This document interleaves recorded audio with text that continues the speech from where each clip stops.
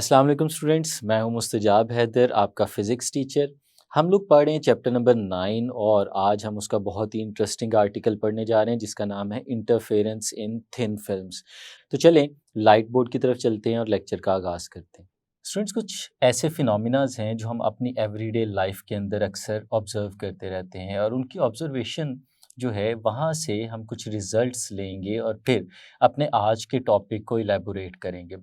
For example, हम लोगों ने अक्सर देखा है कि अगर कोई वेट फुटपाथ हो या कोई फ्लोर हो जिसके ऊपर पानी गिरा हुआ हो और उस पानी के ऊपर किसी भी वजह से अगर ऑयल या पेट्रोल, गैसोलीन इसमें से कोई चीज़ गिर जाए, तो हम देखते हैं कि उस पे कलर्स के डिफरेंट पैटर्न्स बन रहे होते हैं और वो डिफरेंट पैटर्न्स जो हैं वो हमें कौसे कज़ा की तरह बिखरते हुए रंगों की तरह नज़र आ रहे होते हैं। इसी तरह से हमने ये भी देखा है कि जो सोप बबल्स होते हैं, अगर हम उनको बनाते हैं तो उनके अंदर भी हमें कलर्स के डिफरेंट पैटर्न्स बनते हुए नज़र आ रहे होते हैं। इसी तरह डिफरेंट बर्ड्स हैं, अगर हम उन बर्ड्स को देखते हैं तो उनके जो फीदर्स हैं उनमें भी हमें चेंज होते हुए कलर्स नज़र आ रहे होते हैं। तो स्टूडेंट्स, ये सारी चीज़ें जो डिफरेंट कलर्स हैं ये हमें किस वजह से नज़र आते हैं? अगर हम इन्हें समझना चाहते हैं तो बेसिकली एक ही फिनोमिना है जो इन सब के पीछे काम कर रहा है और वो है इंटरफेरेंस इन थिन फिल्म्स। तो स्टूडेंट्स, हम लोग सीखते हैं कि इंटरफेरेंस इन थिन फिल्म्स क्या होती है और फिर वो किस तरह से ये सारे जो फिनोमिना हमें नज़र आ रहे हैं उनके अंदर रोल प्ले करती है, हम उसे यहाँ पे सीखते हैं। तो स्टूडेंट्स, सबसे पहले तो हमें पता होना चाहिए कि थिन फिल्म कहते किसे हैं। तो हम लोग इसे यहाँ पे डिफाइन कर लेते हैं कि what is meant by a thin film.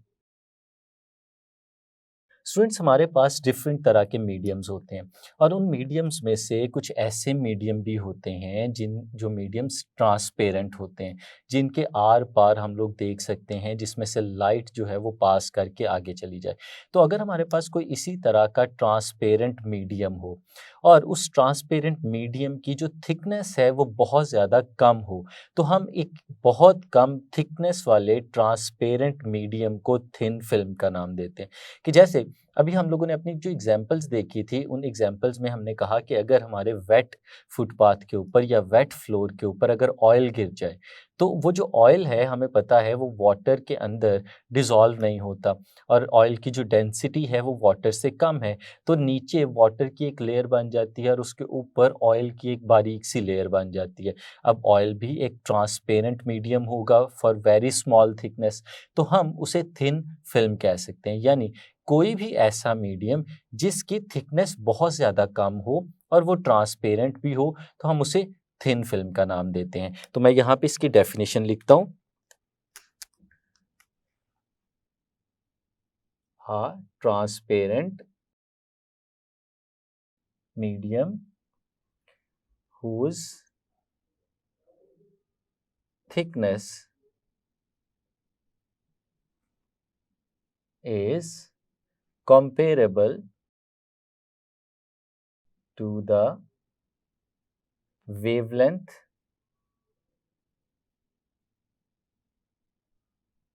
of light is called a thin film। तो स्टूडेंट्स, थिन फिल्म क्या है? कोई भी ट्रांसपेरेंट मीडियम हो, सबसे पहली चीज़ हमारे पास कि मीडियम हमारा ट्रांसपेरेंट होना चाहिए। ट्रांसपेरेंट को हम लोग जानते हैं, ऐसा मीडियम होता है जिसमें से लाइट पास करके आगे जा सकती है और फिर उसकी जो थिकनेस है वो थिकनेस होनी चाहिए कंपेरेबल किसके साथ? To the wavelength of light. Light की वेवलेंथ के साथ उसकी थिकनेस अगर कंपेरेबल होगी तो फिर हम उसे थिन फिल्म का नाम देंगे, जैसे अभी मैंने थोड़ी देर पहले आपको एग्जांपल दी। अब अगर इस तरह की एक थिन फिल्म हो तो उसके अंदर डिफरेंट कलर्स हमें कैसे नज़र आते हैं और उसके अंदर इंटरफेरेंस किस तरह से हो सकती है, ये स्टूडेंट्स हम लोगों ने सबसे पहले सीखना है। और इसको सीखने के लिए हम यही एग्जाम्पल जो है उसे लेके चलते हैं। लेट्स सपोज स्टूडेंट्स, इमेजिन करें कि हमारे पास एक जगह है जहाँ पे वाटर मौजूद है। ये स्टूडेंट्स, मैं आपको वाटर की एक लेयर दिखा रहा हूँ। ये नीचे नीचे सारा रीजन है जिस रीजन के अंदर हमारे पास वाटर है और फिर क्या होता है कि इस वाटर के ऊपर ऑयल गिरा दिया जाता है और ऑयल की हमें पता है डेंसिटी जो है वो वाटर से कम है और उसकी वजह से वो ऑयल जो है वो वाटर के ऊपर फ्लोट करता है और उस फ्लोट करने की वजह से यहाँ पे एक लेयर बन जाती है हमारे पास जो कि ऑयल की एक लेयर है। ये स्टूडेंट्स हमारे पास ऑयल की एक लेयर नज़र आ रही है। ये है हमारे पास ऑयल और इसके ऊपर जो रीजन हमें नज़र आ रहा है स्टूडेंट्स वो रीजन है एयर का। तो हमें यहाँ पे 3 मीडियम्स नज़र आ रहे हैं। सबसे ऊपर हमारे पास एयर है और एयर के नीचे ऑयल है और फिर ऑयल के नीचे वाटर है। और अगर हम इस ऑयल की बात करें तो इसकी जो थिकनेस है यहाँ पे वो आप इमेजिन करें कि वो कंपेरेबल है to the wavelength of light. तो ये ऑयल जो है इस वक्त हमारे पास बिहेव कर रहा होगा एज ए थिन फिल्म। अब इमेजिन करें कि हमारे पास एक मोनोक्रोमैटिक बीम ऑफ लाइट है। मोनोक्रोमैटिक है स्टूडेंट्स, हम लोग पिछले लेक्चर्स में सीख चुके हैं कि इंटरफेरेंस के लिए जो बड़ी ही इंपॉर्टेंट एक कंडीशन है वो ये है कि लाइट का मोनोक्रोमैटिक होना चाहिए। तो स्टूडेंट्स अगर एक मोनोक्रोमैटिक रे ऑफ लाइट आती है, लेट्स सपोज हम उसको देखते हैं कि वो इस तरह से आती है और इस सरफेस के ऊपर इधर टकराती है। अब स्टूडेंट्स हमें पता है कि जब भी कोई ट्रांसपेरेंट मीडियम होता है तो उसके ऊपर अगर लाइट फॉल करती है तो देर आर टू पॉसिबिलिटीज़।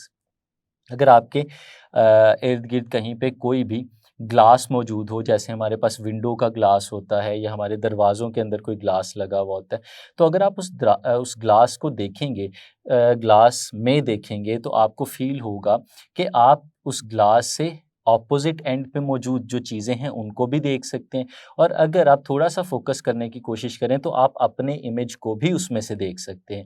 यानी अगर आपके पास कोई विंडो है आपके कमरे में, आपके रूम में जहाँ पे आप बैठे हुए हैं और अगर आप उस विंडो पे देखें जो ग्लास लगा हुआ है, तो ग्लास से अगर आप बाहर देखना चाहें तो आपको ग्लास से बाहर नज़र आएगा अगर वो ट्रांसपेरेंट है। लेकिन अगर आप थोड़ा-सा गौर करेंगे तो आपको उस ग्लास में हल्का-सा अपना इमेज भी नज़र आएगा। अब आपको अपना इमेज क्यों नज़र आ रहा है? वो इस वजह से नज़र आ रहा है क्योंकि लाइट का कुछ हिस्सा रिफ्लेक्ट होके वापस आ रहा है। जो रिफ्लेक्ट होके वापस आ रहा है वो आपका इमेज बना रहा है और जो रिफ्रैक्ट होके आगे जा रहा है और फिर वहाँ पे मौजूद ऑब्जेक्ट से टकरा के वापस आ रहा है, तो वो बाहर या विंडो के दूसरी तरफ मौजूद ऑब्जेक्ट्स हमें दिखा रहा है। यानी बताना क्या चाह रहा हूँ मैं कि जब भी लाइट किसी ट्रांसपेरेंट मीडियम के ऊपर फॉल करती है, तो लाइट का कुछ हिस्सा रिफ्लेक्ट हो जाता है और कुछ हिस्सा रिफ्रैक्ट हो जाता है। यानी कुछ टकरा के वापस आ जाता है और कुछ उसमें से पास करके आगे चला जाता है। तो यहाँ पे भी ये जो मोनोक्रोमैटिक लाइट है जब इस फ़िल्म के ऊपर टकराएगी तो यहाँ पे भी वही 2 काम होंगे। इस रे ऑफ लाइट का कुछ हिस्सा रिफ्लेक्ट होके आगे की तरफ चला जाएगा, जैसे कि यहाँ पे हमें नज़र आ रहा है।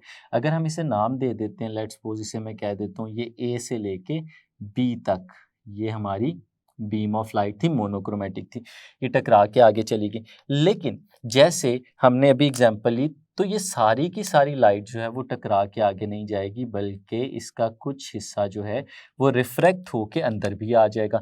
और स्टूडेंट्स अगर आप एयर और ऑयल की बात करें तो हमें पता है एयर एक रेयर मीडियम है as compare to oil. Oil एक डेंसर मीडियम है।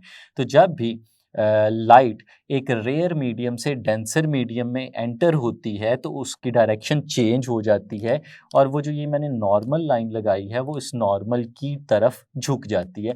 ये हम लोग अपनी छोटी क्लासेस में सीख चुके हैं। तो स्टूडेंट्स ये जो लाइट आ रही थी ये बिल्कुल सीधा आगे जाने की बजाय ये थोड़ा सा बेंड हो जाएगी और ये यहाँ पे इस जगह पे टकराएगी।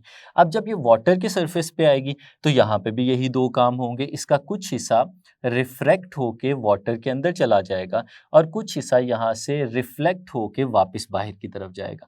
तो स्टूडेंट्स जो हिस्सा पानी के अंदर जा रहा है वो इस वक़्त हमारा मोड ऑफ कंसर्न नहीं है, हम उसको डिस्कस नहीं कर रहे, इसलिए हम उसे यहाँ पे ड्रॉ भी नहीं कर रहे। लेकिन जो हिस्सा इसका रिफ्लेक्ट होके वापस जाता है, हम उसे यहाँ पे डिस्कस करते हैं। तो इसका कुछ हिस्सा रिफ्लेक्ट होके वापस जाएगा ऊपर की तरफ और फिर अगर हम यहाँ पे भी एक परपेंडिकुलर बनाते हैं, जिस तरह से नॉर्मल लाइन लगाते हैं, जिस तरह से हमने यहाँ पे बनाया था, तो इस केस में जो हमारा रिफ्रैक्टेड पार्ट है वो नॉर्मल से थोड़ा सा अवे चला जाता है और इस तरह से वो आगे की तरफ चला जाएगा। तो इसे हम ए बी सी का नाम दे देते हैं और इस पॉइंट को हम डी कह देते हैं और इसको हम लोग ई का नाम दे देते हैं। अब स्टूडेंट्स इसमें एक बड़ा ही इंटरेस्टिंग सा काम हुआ है। एक मोनोक्रोमेटिक लाइट हमारे पास आई थी, वो जब थिन फिल्म के ऊपर पड़ी तो वो मोनोक्रोमेटिक लाइट दो हिस्सों में डिवाइड हो गई है।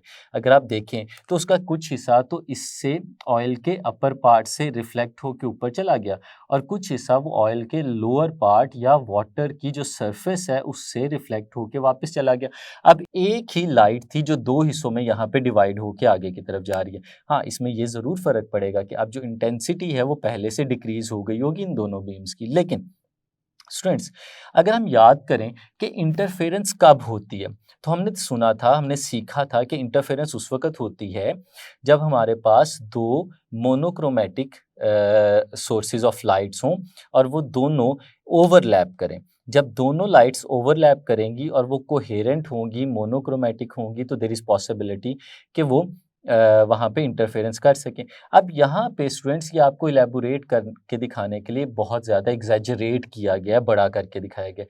ये जो फ़िल्म है, इसकी थिकनेस बहुत ज़्यादा नहीं होगी। इसकी थिकनेस तो लाइट की वेवलेंथ के साथ कंपेरेबल है, जैसे कि हमने यहाँ पे बताया था। तो अगर हम इसकी थिकनेस को थोड़ा कंसीडर करें, छोटा कर लें, तो अगर ये थिकनेस कम होगी तो ये जो दो रेज़ हमें नज़र आ रही हैं, जो बी से सी तक और डी से ई वाली रे नज़र आ रही है, तो स्टूडेंट्स क्या ये रेज़ बहुत ज़्यादा एक दूसरे के करीब नहीं होंगी? बिल्कुल, ये दोनों रेज़ एक दूसरे के बहुत ज़्यादा करीब होंगी, इतना करीब होंगी कि practically they both can overlap each other. ये दोनों एक दूसरे को ओवरलैप कर रही होंगी और उस ओवरलैपिंग की वजह से यहाँ पे हमें इंटरफेरेंस नज़र आएगी।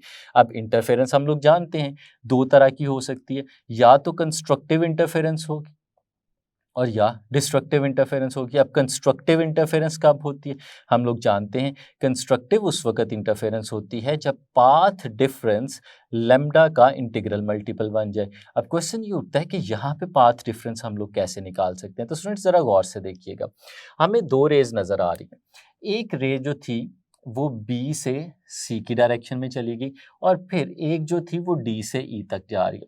स्टूडेंट्स, अगर हम लोग देखें तो जो रे एंटर हुई थी या इस बीम का वो हिस्सा जो ऑयल के अंदर एंटर हो चुका था, वो जब बी से डी तक आया और फिर डी से यहाँ तक पहुँचा, तो ये वो एक्स्ट्रा पाथ था जो इसने ऑयल के अंदर आने वाली बीम ने ट्रैवल किया as compare to the reflected beam.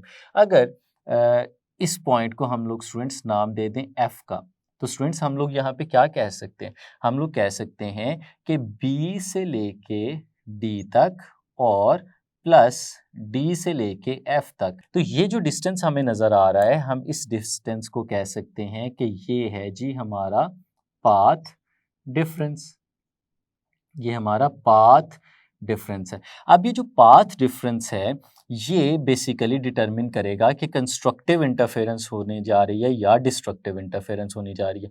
तो हम लोग जानते हैं कि कंस्ट्रक्टिव इंटरफेरेंस कब होती है। स्टूडेंट्स, अगर ये जो पाथ डिफरेंस हमारे पास नज़र आ रहा है, यानी B D plus D F, अगर स्टूडेंट्स ये इंटीग्रल मल्टीपल हो जाए लैम्ब्डा का, तो हम लोग कहेंगे कि यहाँ पे हमारे पास कंस्ट्रक्टिव इंटरफेरेंस हो रही है। यानी जो दोनों रेस ऑफ लाइट आगे जाएंगी तो उनके जाने की वजह से, मूवमेंट की वजह से, वहाँ पे हमें एक ब्राइटर लाइट जो है वो नज़र आ रही होगी, कंस्ट्रक्टिव इंटरफेरेंस की रिप्रेजेंटेशन हो रही होगी। लेकिन अगर ये कुछ इस तरह से हो जाए, हम यहाँ पे लिख लेते हैं कि ये किसकी कंडीशन है, ये है कंस्ट्रक्टिव इंटरफेरेंस की। यहाँ पे कंस्ट्रक्टिव इंटरफेरेंस हो रही होगी। लेकिन स्टूडेंट्स, अगर ऐसे हो जाए कि ये जो B D plus D F है, अगर ये हमारे पास लैम्ब्डा का इंटीग्रल मल्टीपल ना बने, बल्कि ये हमारे पास कुछ इस तरह से बन जाए कि n प्लस 1/2 इंटू लैम्ब्डा, तो स्टूडेंट्स हम लोग जानते हैं कि ये जो कंडीशन है हमारे पास, ये कंडीशन होती है डिस्ट्रक्टिव इंटरफेरेंस की और इस केस में हमारे पास डिस्ट्रक्टिव इंटरफेरेंस हो रही होगी। और डिस्ट्रक्टिव इंटरफेरेंस होने का मतलब ये है कि जो दोनों रेज मिलेंगी, ये एक दूसरे के इफेक्ट को कैंसिल आउट कर देंगी ऐसे अपीयर होगा जैसे यहाँ पे अंधेरा है, कोई रोशनी हमें वहाँ से रिफ्लेक्ट होते हुए नज़र नहीं आ रही। तो आप इसको अक्सर देख भी सकेंगे कि हमारे पास बहुत सारी ऐसी जगह नज़र आती हैं कि हमारे पास एक सोप का बबल बना हुआ है, तो सोप के बबल के कुछ हिस्से हमें बिल्कुल डार्क नज़र आते हैं और उसकी वजह भी यही होती है कि वहाँ पे हमारे पास इंटरफेरेंस के रिज़ल्ट के तौर पे डिस्ट्रक्शन हो चुकी होती है और हम वहाँ पे लाइट को ऑब्ज़र्व नहीं कर पा रहे होते। तो स्टूडेंट्स ये 2 चीज़ें हमें यहाँ से पता चल गई और कंस्ट्रक्टिव और डिस्ट्रक्टिव का कॉन्सेप्ट हम पिछले लेक्चर्स में अच्छे से ले चुके हैं। अब स्टूडेंट्स क्वेश्चन ये उठता है कि क्या हम इस कंस्ट्रक्टिव इंटरफेरेंस को डिस्ट्रक्टिव इंटरफेरेंस में बदल सकते हैं? ये कौन से रीजन्स ऐसे होंगे जहाँ पे डिस्ट्रक्टिव और कौन से रीजन्स ऐसे होंगे जहाँ पे कंस्ट्रक्टिव इंटरफेरेंस हो रही होगी? तो स्टूडेंट्स ये बहुत सारी चीज़ों पे डिपेंड करता है। हमारा जो पाथ डिफरेंस है बेसिकली हमें पता है ये डिटरमिन करता है कि हमारी कंस्ट्रक्टिव इंटरफेरेंस होगी या डिस्ट्रक्टिव इंटरफेरेंस होगी। तो हमारा पाथ डिफरेंस किन चीज़ों पे डिपेंड करता है स्टूडेंट्स, वो हम लोग यहाँ पे लिख लेते हैं। Path difference depends upon, path difference किन चीज़ों पे डिपेंड कर रहा होता है? स्टूडेंट सबसे पहली चीज़ जिस पे हमारा पाथ डिफरेंस डिपेंड करेगा वो है, और सबसे इंपॉर्टेंट चीज़ वो है thickness of the film. Thickness of the film. Students हमारे फिल्म की थिकनेस जैसे जैसे चेंज होती जाएगी वैसे वैसे प्रोबेबिलिटी है कि पाथ डिफरेंस जो है वो कंस्ट्रक्टिव से डिस्ट्रक्टिव इंटरफेरेंस करवानी शुरू कर दे। किस तरह से स्टूडेंट्स देखिए, अगर हम इसकी थिकनेस को कम कर देते हैं, लेट्स सपोज अगर थिकनेस कम होगी तो जो पाथ डिफरेंस है वो भी कम हो जाएगा। लेट्स सपोज अगर पहले पाथ डिफरेंस समझने के लिए सिर्फ हम लोग कह देते हैं कि शुरू में जो हमारे पास पाथ डिफरेंस है वो 2 टाइम्स ऑफ लैम्डा आ रहा था, तो 2 टाइम्स ऑफ लैम्डा आने का मतलब ये है कि इस वक्त लैम्डा का इंटीग्रल मल्टीपल है, यहाँ पे कंस्ट्रक्टिव इंटरफेरेंस हो रही है। अगर हम इसकी थिकनेस कम करते हैं तो हम देखते हैं कि जो वेव एक्स्ट्रा डिस्टेंस ट्रैवल कर रही है, जो पाथ डिफरेंस है वो पहले से कम हो रहा होगा और वो कम होते होते लेट्स सपोज वो 1.5 लैम्डा रह गया। तो जब वो 1.5 लैम्डा रह जाएगा तो उस वक्त तो ये वाली फिजिकल कंडीशन सेटिस्फाई हो रही होगी, तो इस वक्त डिस्ट्रक्टिव इंटरफेरेंस होना शुरू हो जाएगी। तो इसका मतलब है कि जब हम थिकनेस को चेंज करते हैं तो उससे पाथ डिफरेंस चेंज हो जाता है और पाथ डिफरेंस चेंज होने का मतलब ये है कि कंस्ट्रक्टिव इंटरफेरेंस डिस्ट्रक्टिव में जा सकती है, डिस्ट्रक्टिव इंटरफेरेंस जो है वो कंस्ट्रक्टिव इंटरफेरेंस में जा सकती है। तो स्टूडेंट्स ये पहली चीज़ हमें पता होनी चाहिए। इसके अलावा पाथ डिफरेंस और किन चीज़ों पे डिपेंड करता है? दूसरा स्टूडेंट्स वो डिपेंड करता है नेचर ऑफ द मीडियम पे। नेचर ऑफ द मीडियम, जिस मीडियम का यहाँ पे ट्रांसपेरेंट मीडियम का यहाँ पे थिन फिल्म बनाया गया है उसके नेचर पे डिपेंड करता है। क्योंकि स्टूडेंट्स हमें पता है कि जब लाइट जो है वो किसी एक मीडियम से दूसरी मीडियम में एंटर होती है तो उसकी वेवलेंथ चेंज हो जाती है। हमें एक्सप्रेशन पता है कि v is equal to F times lambda के बराबर होता है और यहाँ से स्टूडेंट्स अगर हम लोग इसकी फ्रीक्वेंसी को कैलकुलेट करते हैं तो फ्रीक्वेंसी बराबर होती है v डिवाइडेड बाय लैम्डा।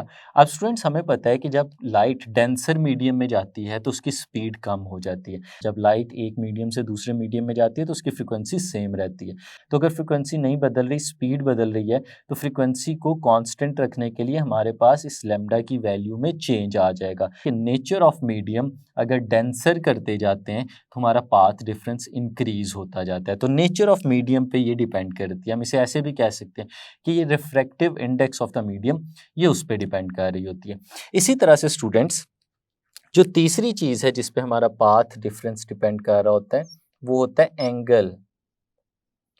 वो वाला एंगल जिस एंगल पे हमारी लाइट ने आके यहाँ पे स्ट्राइक की थी, जैसे हम यहाँ पे देख सकते हैं कि नॉर्मल के साथ वो क्या एंगल बना रही थी। इस एंगल पे स्टूडेंट हमारे पास पाथ डिफरेंस डिपेंड करता है कि ये एंगल जितना ज़्यादा होता जाएगा विद रिस्पेक्ट टू नॉर्मल उतना ही हमारा पाथ डिफरेंस जो है वो भी ज़्यादा होता जाएगा। तो ये 3 फैक्टर हैं। अगर हमारे पास शॉर्ट क्वेश्चन आ जाए कि हमारा पाथ डिफरेंस किन चीज़ों पे डिपेंड करता है तो स्टूडेंट्स हम इन 3 फैक्टर से हम इसको एक्सप्लेन कर सकते हैं। अब स्टूडेंट्स ये तो सारा कुछ जो हम लोगों ने डिस्कस किया ये उस वक़्त है कि हमारे पास अगर जो लाइट हम लोग यूज़ कर रहे हैं वो मोनोक्रोमैटिक है। लेकिन एवरीडे की जो एग्ज़ाम्पल्स हैं जिससे हमने आज के लेक्चर को शुरू किया था, वहाँ पे जो हमारे पास लाइट है वो मोनोक्रोमैटिक तो नहीं होती, वो तो वाइट लाइट होती है।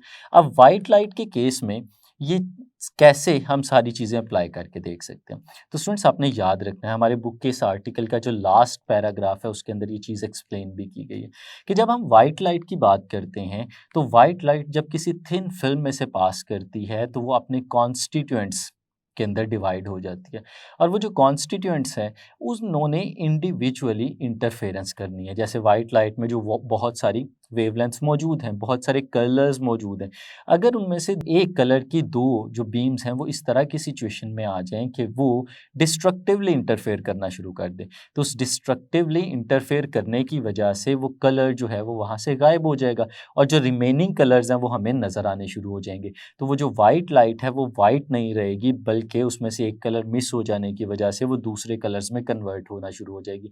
इसीलिए हमें ये चीज़ नज़र आती है। और स्टूडेंट्स अगर हम लोग बात करते हैं कि वाटर की सरफेस के ऊपर ऑयल बिखरा हुआ है, तो ज़रूरी नहीं है कि जैसे हम लोगों ने यहाँ पे एग्जांपल ली कि ऑयल की जो लेयर है उसकी थिकनेस थ्रू आउट कांस्टेंट रहे। ऐसे भी पॉसिबल है कि जो थिकनेस है वो कहीं पे ज़्यादा हो और कहीं पे कम हो और वो अनइवन थिकनेस की वजह से पॉसिबिलिटी है कि कहीं पे कंस्ट्रक्टिव और कहीं पे डिस्ट्रक्टिव इंटरफेरेंस हो रही हो और वो कंस्ट्रक्टिव और डिस्ट्रक्टिव इंटरफेरेंस डिफरेंट कलर्स को नुमाया करके भी दिखा सकती है और कुछ कलर्स को डिस्ट्रक्टिव इंटरफेरेंस होने की वजह से सप्रेस करके भी दिखा सकती है। इस वजह से हमें डिफरेंट कलर्स जो हैं वो नज़र आ रहे होते हैं।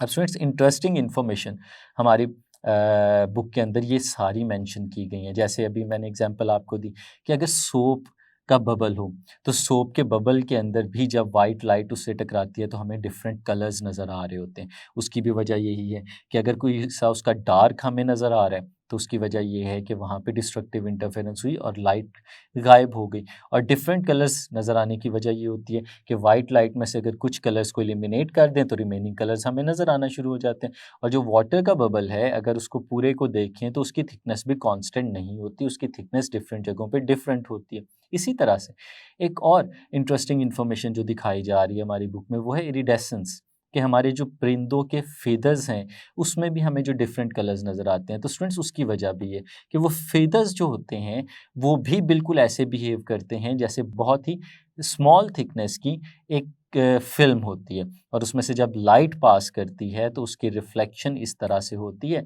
कि कुछ रीजन्स में कंस्ट्रक्टिव और कुछ में डिस्ट्रक्टिव इंटरफेरेंस की वजह से डिफरेंट कलर्स हमें नज़र आना शुरू हो जाते हैं। और वेट फुटपाथ की जो एग्जांपल है वो सबसे फेमस एग्जांपल है जो हमारी बुक में मेंशन है इंटरेस्टिंग इन्फॉर्मेशन के साथ। तो स्टूडेंट्स ये सारी चीज़ें हमें इंटरफेरेंस इन थिन फिल्म के आर्टिकल के अंदर सीखनी है।